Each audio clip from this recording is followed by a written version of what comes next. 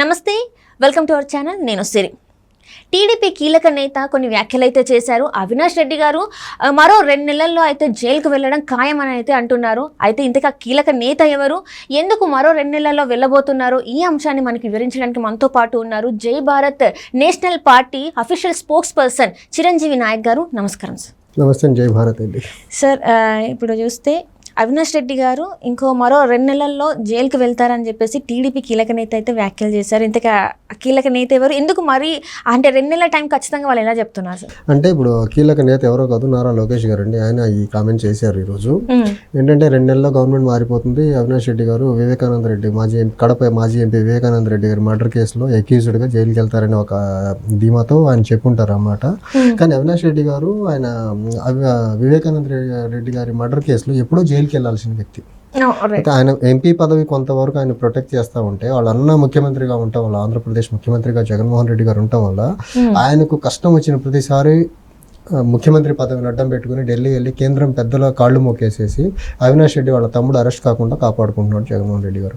ఒకనొక స్టేజ్లో almost CBI officials అందరూ మన కర్నూలు వెళ్ళి హాస్పిటల్లో అవినాష్ రెడ్డి గారి మదర్ అక్కడ ట్రీట్మెంట్ చేయించుకుంటూ ఉంటే అక్కడికి వెళ్ళి అరెస్ట్ చేసి దానికి వెళ్ళిపోతే లోకల్ పోలీసులతో ప్రొటెక్షన్ ఇప్పించి, ఒక మర్డర్ కేసులో ఎక్యూజ్డ్కి లోకల్ పోలీసులతో ప్రొటెక్షన్ ఇప్పించి అక్కడ నుంచి సిబిఐ వాళ్ళని వెనక తరిమేసిన ఘనత వైఎస్ జగన్మోహన్ రెడ్డి గారి గవర్నమెంట్ ఘనత వైఎస్ జగన్మోహన్ రెడ్డి గారి ప్రభుత్వానికి. దీన్ని మనం చూస్తే ఆంధ్రప్రదేశ్లో ఆయన ముఖ్యమంత్రి అయిన తర్వాత 2 రకాలుగా జగన్మోహన్ రెడ్డి గారు లబ్ధి పొందారు. ఒకటి, ఆయన ప్రతి శుక్రవారం కోర్టుకి వెళ్లకుండా కోర్టు నుంచి రిలీఫ్ తెచ్చుకోగలిగారు ముఖ్యమంత్రి పదవిని అడ్డు చూపించి. రెండవది, ఆ ముఖ్యమంత్రి పదవిని అడ్డు చూపించి వాళ్ళ తమ్ముడు అరెస్ట్ కాకుండా కాపాడుకోగలుగుతున్నాడు ఇప్పటి వరకు. సో ఆయన ముఖ్యమంత్రి అయింది ఆయన బెయిల్ కాపాడుకోవడానికో, ఆయన తమ్ముడు అరెస్ట్ కాకుండా ఉండేదానికో కాదు కదా. ఆంధ్రప్రదేశ్కి అభివృద్ధి చేస్తాను, ప్రత్యేక హోదా తీసుకొస్తానన్నాడు, పోలవరం ప్రాజెక్ట్ పూర్తి చేస్తానన్నాడు, తర్వాత మనకు రైల్వే జోన్ తీసుకొస్తానన్నాడు, కడప స్టీల్ ప్లాంట్ ఫినిష్ చేస్తానన్నాడు. ఇవన్నీ చేయకుండా ఆయన బెయిల్ కాపాడుకునేదానికి ఆయన 5 సంవత్సరాల కాలం సరిపోయింది. తర్వాత వాళ్ళ తమ్ముడు అరెస్ట్ కాకుండా 5 సంవత్సరాల కాలయాపన చేశారు. ఇప్పుడు లోకేష్ గారు ఈ మాటలు ఎందుకన్నారో ఇప్పుడు ఈ టైంలో అయితే నాకు నిజంగా అర్థం కావట్లేదు. ఇప్పుడు లోకేష్ గారికి సంబంధించిన టీడీపీ పార్టీ కూడా ఢిల్లీ వెళ్ళిపోయారు. వాళ్ళ నాన్నగారు ఢిల్లీ వెళ్ళిపోయి టీడీపీ జనసేన బీజేపీ పొత్తు కోసం అక్కడ మంత్రాలు నిన్నటి నుంచి జరుగుతూ ఉన్నాయి. ఇప్పుడు ఈ టీడీపీ వాళ్ళు కూడా, టీడీపీ బీజేపీ కూడా ఇప్పుడు ఏదైతే 2019 నుంచి 2024 ఈ రోజు వరకు ఆంధ్రప్రదేశ్కి అభివృద్ధి పరంగా ద్రోహం చేస్తుందో వైఎస్ఆర్సీపీ, అలానే 2014 నుంచి 2019 వరకు టీడీపీ బీజేపీ 2 పార్టీలు పొత్తులో ఉండి ఎన్నికలు గెలిచిన తర్వాత ఆంధ్రప్రదేశ్కి ప్రత్యేక హోదా రాకుండా, బీజేపీ ఇవ్వకుండా, టీడీపీ తీసుకురాకుండా, రైల్వే జోన్ తీసుకురాకుండా, తర్వాత మన పోలవరం ప్రాజెక్ట్ పూర్తి చేయకుండా, కడప స్టీల్ ప్లాంట్ రాకుండా, అన్ని రకాలుగా బీజేపీ టీడీపీ కలిసి ద్రోహం చేసి 5 సంవత్సరాలు. ఇప్పుడు బీజేపీతో మళ్ళీ పొత్తుకు వీళ్ళు ముందుకెళ్తున్నారు. 14 వరకు వీళ్ళు పరస్పర దూషణలు చేసుకున్నారు టీడీపీ బీజేపీ వాళ్ళు. అప్పుడు కేంద్ర ప్రభుత్వం బీజేపీ మీదకి టీడీపీ వాళ్ళు లోక్సభలో నో కాన్ఫిడెన్స్ మోషన్ పెట్టారు. తర్వాత నరేంద్ర మోదీ గారు డైరెక్ట్గా చంద్రబాబు నాయుడు గారిని sunrise state of Andhra Pradesh అంటే ఎస్వీఎన్ సన్ కాదు, SYN sunrise state of ఆంధ్రప్రదేశ్గా చంద్రబాబు నాయుడు గారు ఆంధ్రప్రదేశ్ని మార్చేశారన్నారు. పోలవరం ప్రాజెక్టు టీడీపీకి ఏటీఎంలా మారిపోయిందన్నారు. తర్వాత మోదీ గురించి చాలా వ్యక్తిగత దూషణలు టీడీపీ పార్టీ నుంచి చాలా మంది ప్రముఖులు చేశారు. ఈ రకంగా పరస్పర దూషణలు చేసుకొని ఆంధ్రప్రదేశ్కి 5 సంవత్సరాలు మోసం చేశారని ఒకళ్ళొకళ్ళు తిట్టుకొని బయటకు వచ్చిన వీళ్ళు ఈ 5 సంవత్సరాల్లో ఏం మంచి జరిగిందని వీళ్ళు మళ్ళీ కలుస్తున్నారో చెప్పాలి నంబర్ 1. దీనికి సంబంధించింది నిన్న మా అధ్యక్షులు వారు ఒక ట్వీట్ చేశారు. చంద్రబాబు నాయుడు గారు అమిత్ షా గారి దగ్గర నుంచి సెంట్రల్ బీజేపీ లీడర్షిప్ నుంచి ఇన్ రిటర్న్ లెటర్ ఏమైనా తీసుకోగలరా, ఆంధ్రప్రదేశ్ రాష్ట్రానికి ఈ టైం బౌండ్ మేనర్లో మేము ఈ రకమైన డెవలప్మెంట్ చేయబోతున్నాం అనేసి. ఒక పక్క మోసం చేశారని మీరు బయటకు వచ్చి మళ్ళీ ఇప్పుడు అదే రకమైన డెవలప్మెంటల్ లాగింగ్ ఉండి కూడా ఆంధ్రప్రదేశ్కి మళ్ళీ మీరు కలుస్తున్నారు. ఏ రకంగా మీరు కలుస్తున్నారు, ఏ బేసిస్ మీద కలుస్తున్నారు, ఆంధ్రప్రదేశ్కి మళ్ళీ మేలు జరుగుతుంది మీ కూటమి వల్ల అని ఏమైనా ఇన్ రిటర్న్ మీరు వాళ్ళ దగ్గర నుంచి రాపించుకొని తీసుకురాగలరా అని మా అధ్యక్షులు నిన్న ట్వీట్ చేశారు.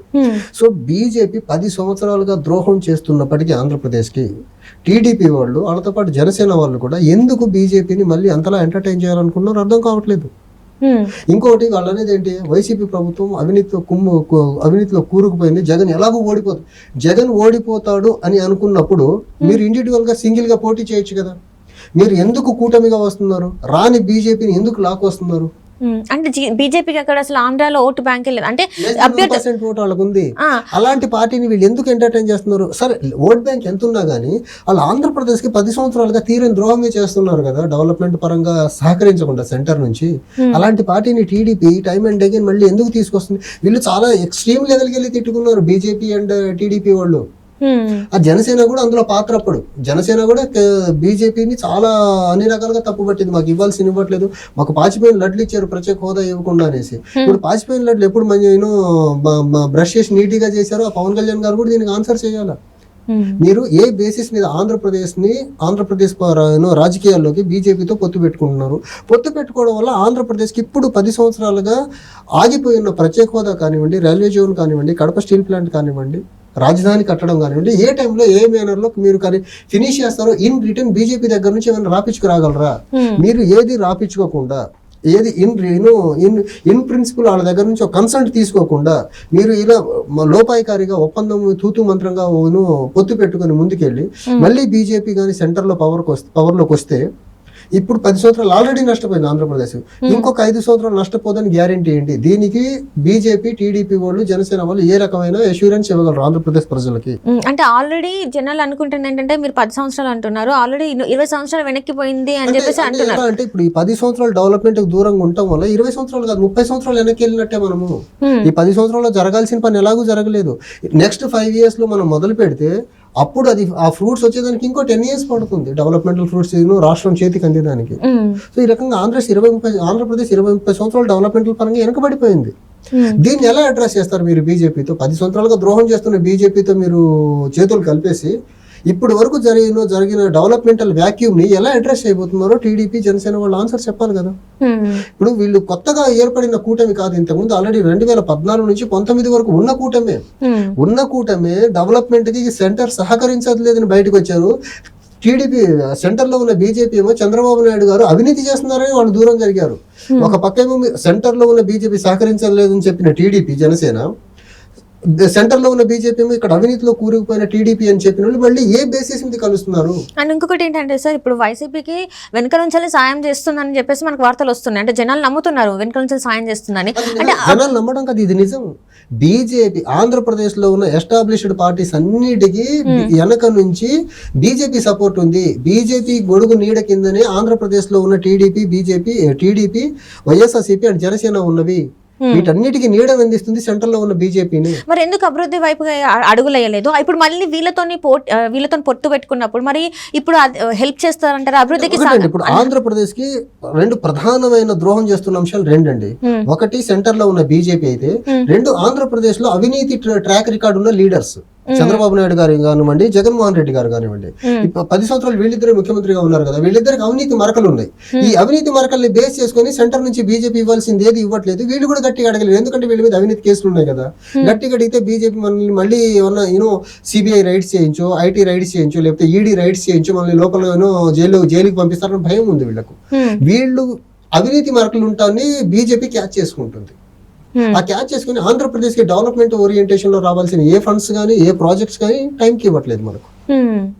అంటే ఇప్పుడు ఈ 3 పార్టీలు పొత్తు పెట్టుకోవడం వల్ల ఏపీ రాష్ట్రానికి అయితే ఎలాంటి ఉపయోగం లేదంటారు? అంటే ఉపయోగం ఎలా ఉంటుంది? ఆల్రెడీ 2014 నుంచి 19 మధ్య కూటమిగా ఉన్న పార్టీలే కదా. అప్పుడు చెయ్యని డెవలప్మెంట్ ఇప్పుడు చేస్తారని వీళ్ళు ఇన్ రిటర్న్ ఏమైనా రాసి ఇవ్వగలరా? మా అధ్యక్షులు వారు అడిగినట్టు. మిమ్మల్ని ఎలా నమ్మాలి ప్రజలు? మీరు ఆల్రెడీ ఒక కూటమిగా ఉండి ఎలక్షన్ చేసి గవర్నమెంట్ నడిపించిన వ్యక్తులే మీరు. ఆ టైంలో చేయని డెవలప్మెంట్ ఈసారి ఎలా చేస్తారు? అప్పుడు లేని సఖ్యత ఇప్పుడు ఎలా వస్తుంది? అప్పుడు కేంద్ర రాష్ట్ర ప్రభుత్వాల మధ్య ఉన్న రిలేషన్స్ బాగాలేవు, మళ్ళీ ఇప్పుడు ఎలా బాగవుతుంది? దానికి ఏమన్నా మీరు ఇన్ రిటర్న్ ఏమైనా రాసి ఇవ్వగలరా? Okay sir, right, thank you so much.